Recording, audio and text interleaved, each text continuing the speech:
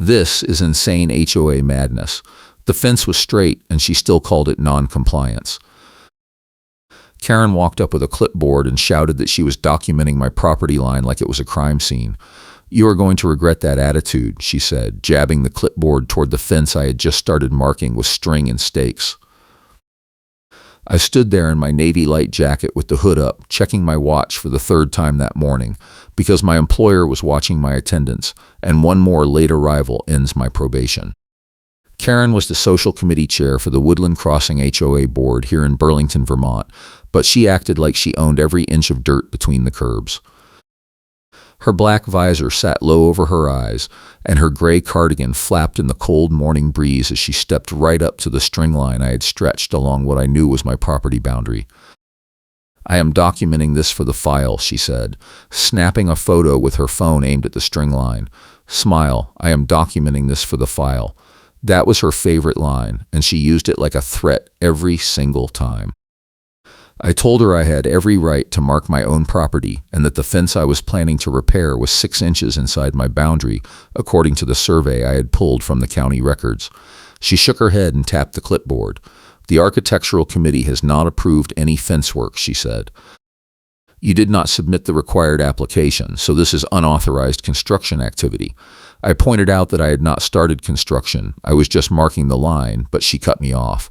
"Smile, I am documenting this for the file," she said again, taking another photo. "I can fine you daily until you give up and you cry," she added with a smug little smile. I work as a restaurant supply rep, and I drive a branded van that everyone in town recognizes, so keeping my reputation clean in this neighborhood mattered. The Woodland Crossing HOA board ran this community like a compliance factory, where the chair carried a ruler and a stopwatch, and every little decision went through a review process that could stretch for months. I had moved here 8 months ago for the job transfer, and the rent was reasonable, but the HOA rules were vague enough that they could be weaponized if someone wanted to make your life miserable. Karen wanted to make my life miserable. She turned and walked back toward her sedan, parked at the curb, still holding the clipboard like it was a legal summons.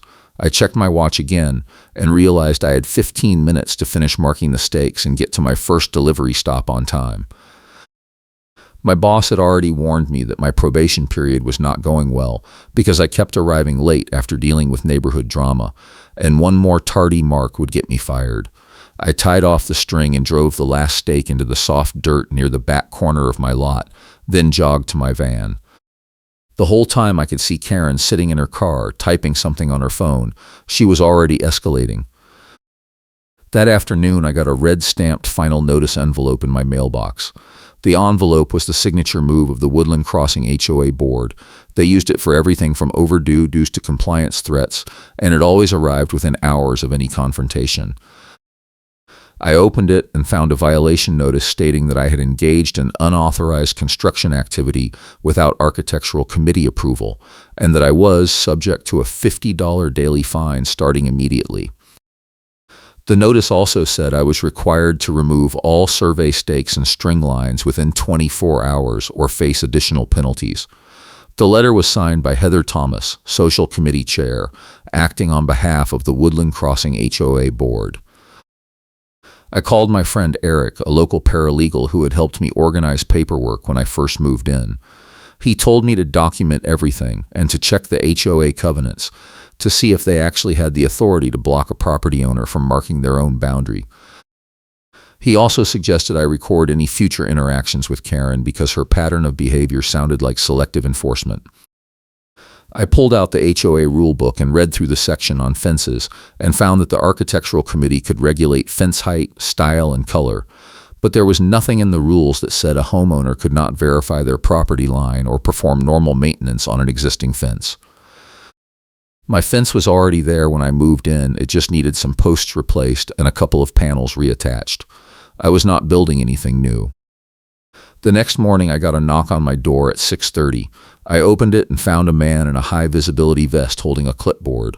He said he was from a vendor hired by the HOA to verify fence compliance and that he needed to inspect my property immediately.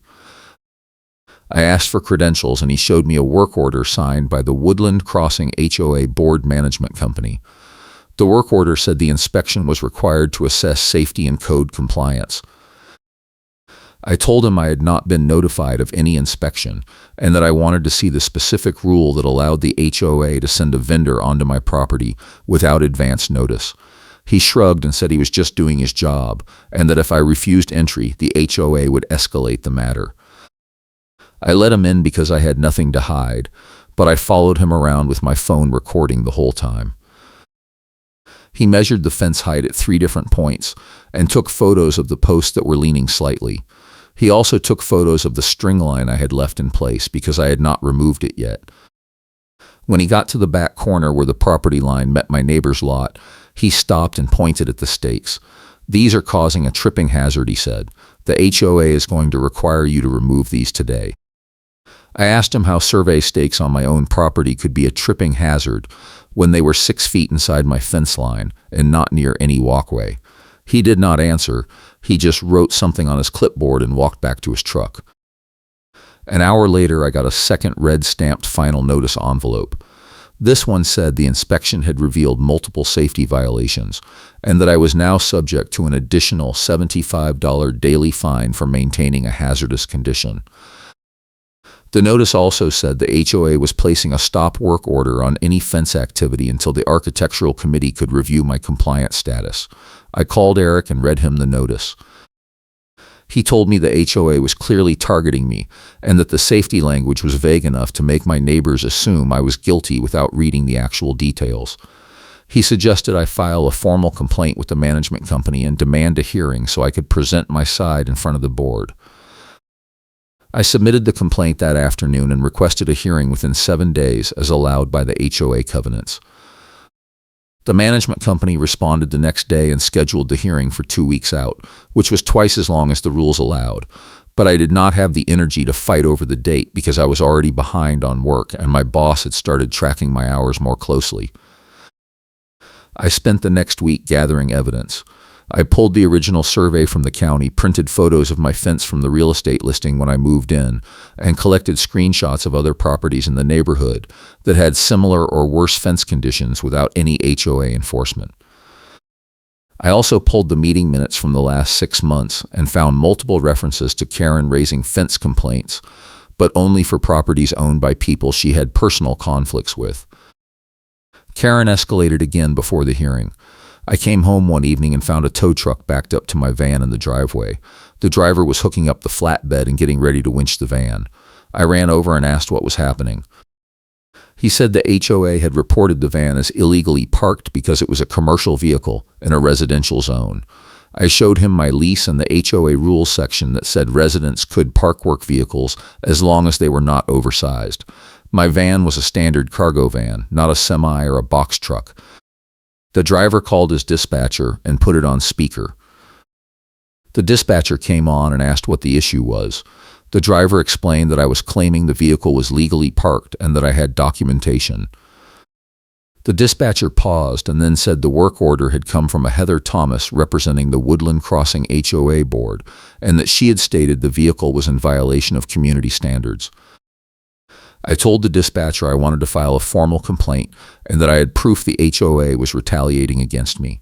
The dispatcher said they would put the tow on hold pending clarification from the HOA. The driver unhooked my van and left. 5 minutes later, Karen pulled up in her sedan. She got out holding her phone and the laminated rule card she always waved around. "That is not going to save you," she said, pointing at my van. "I have photos proving you park illegally every day." I told her the van was legal and that I had already proven it to the tow company. She smiled. "I can fine you daily until you give up and you cry," she said again. I did not argue.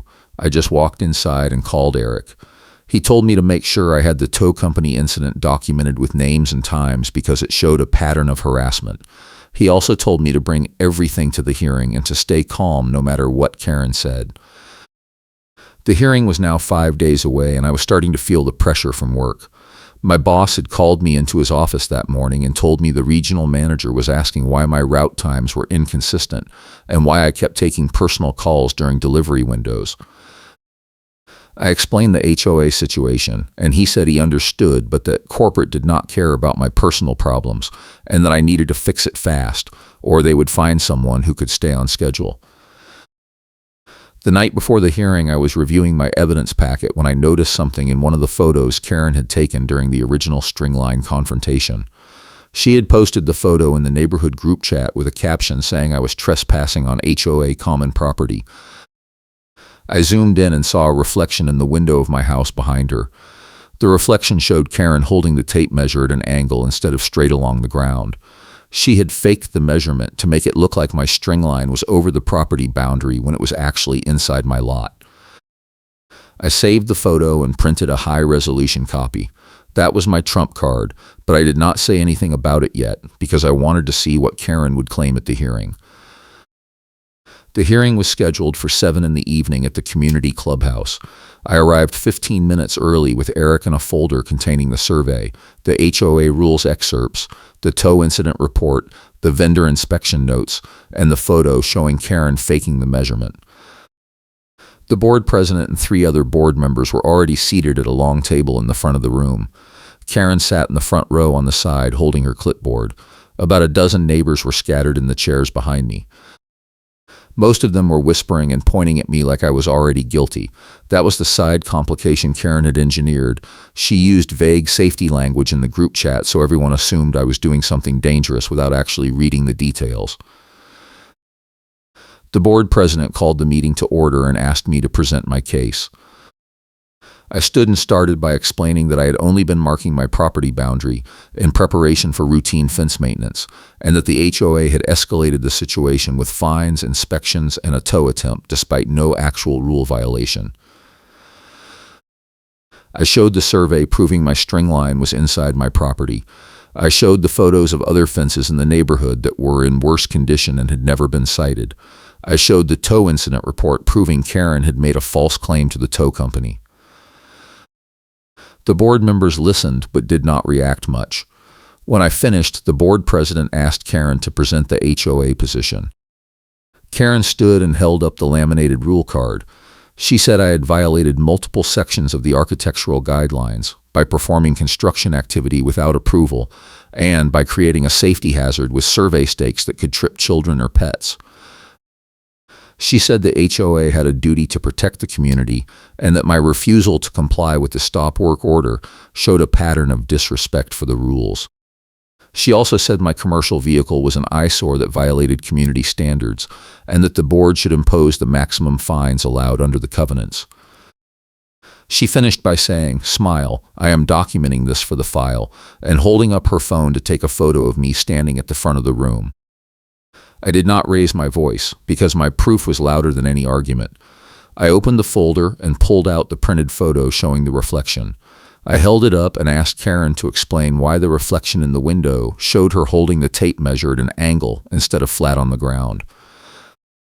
The room went silent. Karen stared at the photo and her face went pale. She started to say something but stopped. I handed a copy to the board president and another copy to the HOA attorney sitting at the side table. The attorney looked at the photo for a long moment and then leaned over to whisper to the board president. The board president asked Karen if she had an explanation. Karen said the angle was just the camera perspective and that the measurement was accurate. I pulled out my phone and played a short recording I had made during the vendor inspection. In the recording, the vendor said the HOA work order had specified that he should document any survey markers as tripping hazards, regardless of their actual location. The attorney leaned over again, and this time the board president held up a hand. He said the board was going to take a short recess to review the evidence. Karen started to protest, but the attorney told her to sit down. The board left the room, and the neighbors started whispering louder. 2 of them came up to me and said they had been fined by Karen for minor issues and that they were glad someone was finally pushing back. The board came back 15 minutes later. The president said the board had reviewed the evidence and had determined that the original violation notice was issued in error because the HOA covenants did not prohibit property owners from marking their own boundaries. He said the fines would be reversed and that I was free to proceed with normal fence maintenance as long as I stayed within the architectural guidelines for height and style. He also said the board would be reviewing the inspection vendor contract to ensure future work orders were properly authorized. Karen stood up and said the board was making a mistake and that I was setting a dangerous precedent. The attorney told her the decision was final. Karen walked out of the meeting without looking at anyone. I stayed to thank the board and to ask for written confirmation of the decision. The attorney handed me a memo on HOA letterhead stating that all fines related to the fence dispute were void and that no further enforcement action would be taken as long as I followed the standard architectural review process for any new construction. I took the memo and left. Eric met me outside and said I should file a formal complaint against Karen for selective enforcement and falsifying evidence. I told him I would think about it, but that I mostly just wanted to move on. The next morning I got a call from the management company. The property manager said she wanted to meet with me to discuss the vendor inspection process and to clarify the architectural guidelines. I agreed, and we scheduled a meeting for that afternoon at the management office. When I arrived, the property manager was sitting in the lobby with a thick binder of HOA documents. She said the board had asked her to conduct a full audit of recent enforcement actions after my hearing, and that she had found multiple cases where Karen had initiated complaints without proper documentation or board approval. She said the board was concerned about legal liability and wanted to make sure the process was followed correctly going forward.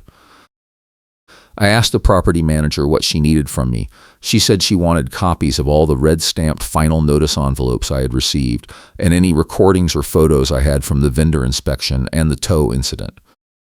She also said the board was planning to send a letter to all residents clarifying the fence maintenance rules and the proper procedure for filing complaints. I handed over everything I had. She thanked me and said the board would follow up within a week. I asked if Karen was going to face any consequences. The property manager said that was a board personnel matter and she could not comment, but she did say the board was taking the situation seriously. 2 days later, the neighborhood group chat exploded. Someone had posted a recording of the hearing where Karen admitted during her presentation that she had been tracking my movements and documenting every time my van was parked in the driveway. In the recording, Karen said she had started the enforcement action because I had refused to attend a social committee event she had organized and that she felt disrespected. The recording had been made by one of the neighbors who attended the hearing, and it spread through the community within hours. People started commenting that Karen had done the same thing to them and that the HOA board needed to address her behavior. A neighbor started a petition asking the board to remove Karen from the social committee and to implement stricter oversight of enforcement actions. Karen tried to defend herself in the group chat by saying the recording was taken out of context and that she had only been doing her job as a committee chair. But the more she posted, the worse it got. People kept replying with their own stories of selective enforcement and harassment. One neighbor posted photos of Karen measuring their mailbox post with a tape measure at 2 a.m. Another neighbor posted a screenshot of a text message where Karen had threatened to fine them if they did not donate to a social committee fundraiser. The board president finally stepped in and posted a message saying the board was aware of the concerns and that they would be holding a special meeting to address enforcement policies. The special meeting happened a week later. The room was packed. At least 30 residents showed up, and most of them were there to complain about Karen. The board president opened the meeting by acknowledging that there had been inconsistencies in how rules were enforced and that the board was committed to making the process more transparent. He said the board had reviewed the recent enforcement actions and had found that several violations had been issued without proper documentation or board approval. He said the board was implementing a new policy requiring all enforcement actions to be reviewed by the management company before any fines were issued. He also said the board was forming a compliance oversight committee to handle disputes and to ensure fair treatment. Then the board president said the board had voted to ask Karen to step down from the social committee effective immediately. He said the decision was based on a pattern of behavior that was not consistent with the HOA mission and that the board wanted to move forward with a fresh approach. Karen stood up and said the board was making her a scapegoat and that she had only been enforcing the rules as written. The board president said the decision was final and that the board would not be discussing it further. Karen grabbed her clipboard and walked out. The room stayed silent until the door closed behind her, and then a neighbor in the back row started clapping. A few others joined in. I stayed quiet and watched. The board president continued the meeting and took questions from residents. Several people asked about the fence rules, and the president confirmed that property owners were allowed to mark their boundaries and perform routine maintenance without architectural committee approval, as long as the work did not involve new construction or changes to height or style. He also said the board was going to update the written guidelines to make them clearer and to reduce confusion. A neighbor asked if the board was going to refund fines that had been issued under the old enforcement process. The president said the board would review each case individually, but that residents with concerns should contact the management company to request a hearing. After the meeting ended, Eric came up to me and said I should feel good about the outcome. I told him I mostly felt exhausted and that I just wanted to finish fixing my fence and move on. He said the important thing was that the HOA had stopped the selective enforcement and that other residents were now protected from the same harassment. I thanked him for his help and went home. When I got to my driveway, I saw that someone had left a note on my windshield. The note said thank you for standing up to the board and that the neighborhood needed more people willing to fight back. It was unsigned. I started the fence repair work the next weekend. I pulled the old posts that were rotting and dug new holes with a post hole digger. I mixed concrete and set the new posts level and plumb. I reattached the loose panels and replaced 2 that were cracked. The whole job took 2 days. No one from the HOA showed up. No vendor knocked on my door. No red-stamped final notice envelope appeared in my mailbox. It was the quietest weekend I had experienced since moving in. A month later, I got an email from the management company with an updated copy of the HOA architectural guidelines. The new version had a section explicitly stating that property owners could perform maintenance on existing fences without committee approval, and that survey markers and boundary strings were not considered construction activity.